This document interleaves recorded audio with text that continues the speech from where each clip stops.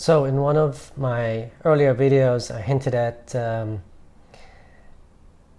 I talked about a bit about where I want to live in the future and why Dumaguete might or might not be the best choice. So I've lived in Dumaguete for over a year, and I have spoken to quite a few people that have been here for many years, some as far as 2006, 2007. And Dumaguete has changed a lot. Used to be a lot less people, a lot less expats, a lot less traffic, and the traffic has gotten extremely bad over the last, I'd say, 2 to 5 years. More and more people are getting cars, and Dumaguete wasn't designed for cars.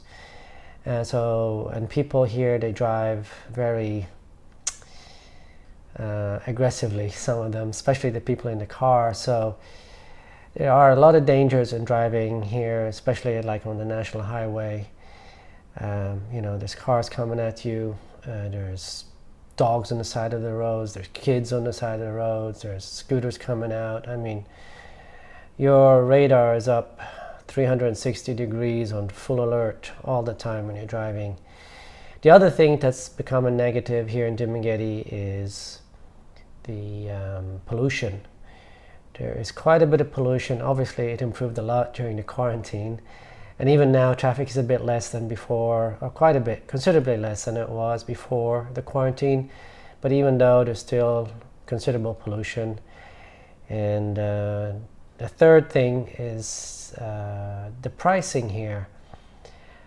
From what I've seen and talked to other people that have been in different places in the Philippines, there are better, higher quality places you can be for the same price or the same cost of living as in Dumaguete, and better healthcare also than Dumaguete.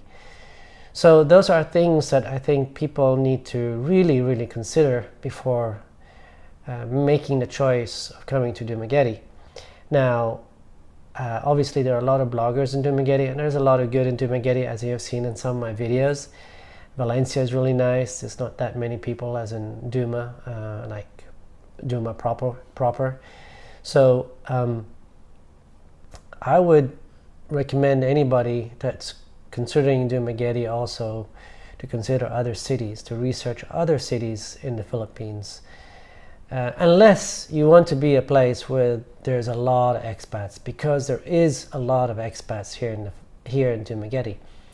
And now if you're a single guy, I would say probably Dumaguete is not a good place for you, because there's a lot of expats, right? So the competition for the foreigners, if you want to put it that way, from the women is less because because there's more foreigners, right? It's supply and demand. And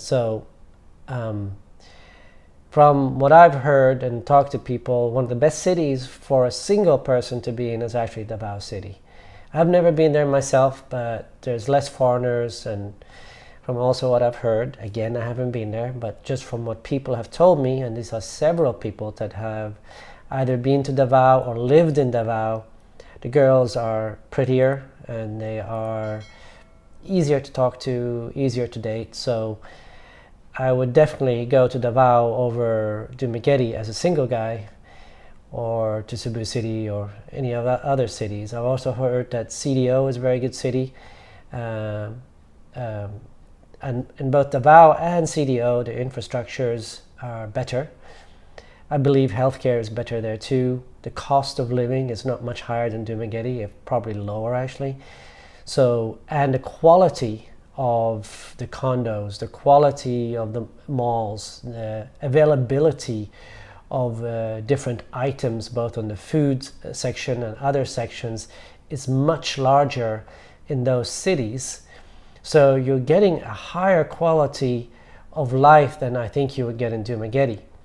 So my plan currently is, if it does open up in the Philippines, where I can travel without all these restrictions, I don't want to be taking a swab test and sitting 14 days in quarantine here and then another 14 days just to go live in a city for 30 to 60 days. I'm just not going to do that, or me and Mia are not going to do that. So I'm hoping September 2nd, maybe October 2nd, we get some good news where we can travel from one island to another without all these restrictions. Now, when this first started, when all these designations started, the ECQ, MECQ, GCQ, MGCQ, and all these different designations. Now we're on the lowest type, which is the MGCQ. When this first started, now if an island was designated MGCQ and your island was designated MGCQ, you're supposed to travel from one island to the other island hassle-free. But it hasn't become that way. It's like they're putting as much roadblocks as possible for people to travel, which is leading to less and less commerce, and basically the Philippines' finances going really, really bad. And if you read some articles about the Philippines, the unemployment here is 50%. In Manila, people are starving. So I think they're going to open up sooner rather than later without all these restrictions. At least that's what I'm hoping, for the sake of the Filipino people, so they can have a bit higher income.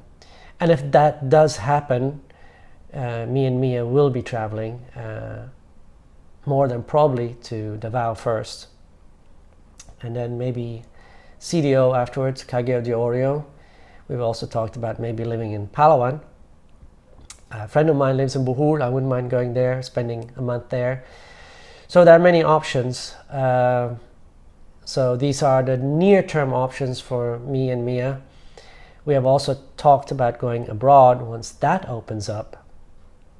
So that might be 2021, maybe go to Malaysia for 3, 4, 5, 6 months.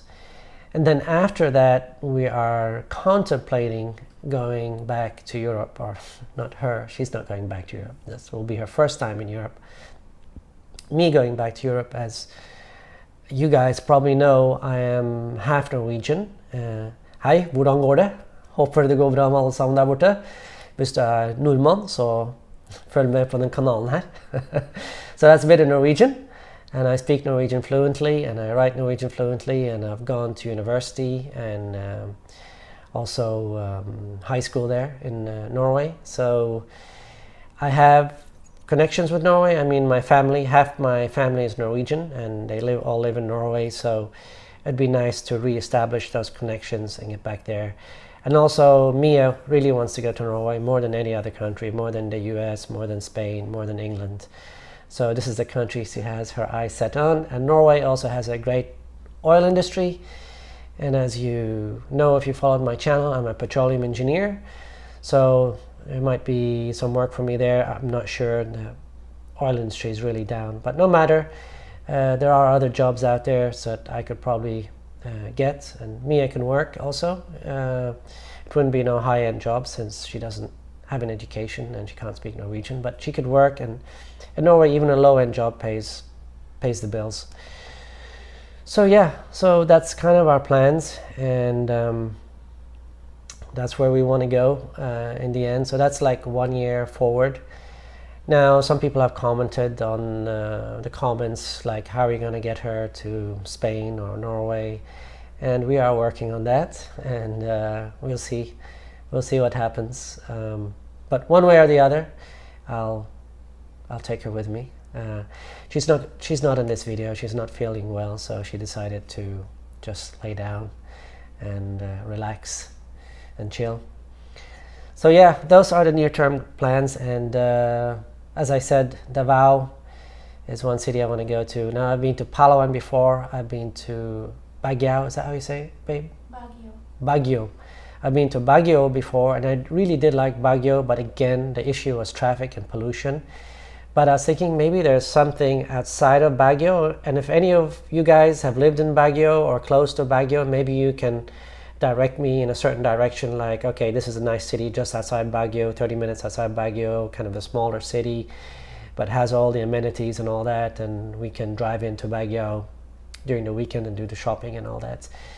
So yeah, there are many great areas in the Philippines, and I think sometimes people get set on Dumaguete and Valencia and the surrounding areas, Bacong and so on, because of all the vloggers here.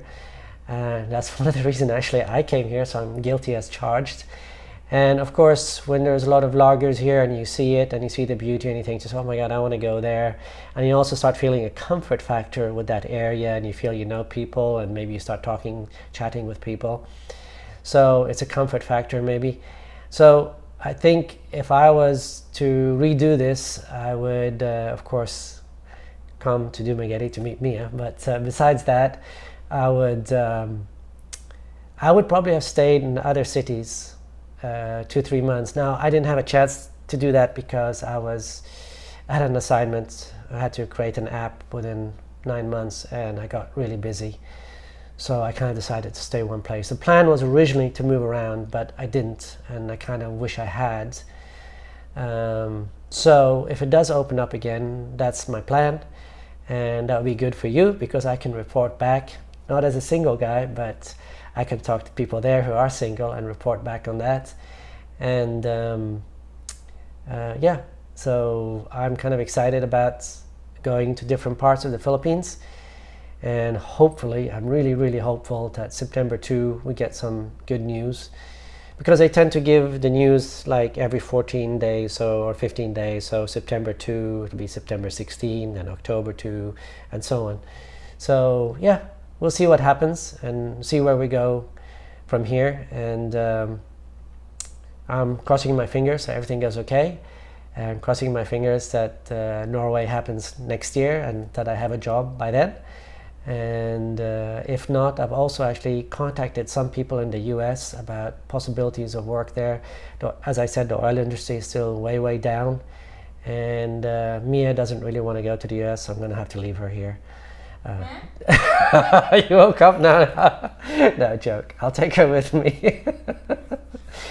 But yeah, she doesn't really want to go to the US, but she says if I'm going, of course, she's going to join me. So if I do go to the US, I want her to go to school, like nursing school or something, or continue her nursing school. So that's pretty much a wrap of our plans. I hope you enjoyed this videos, and if you have any comments below, and you know the rest, right? Subscribe, share, and comment.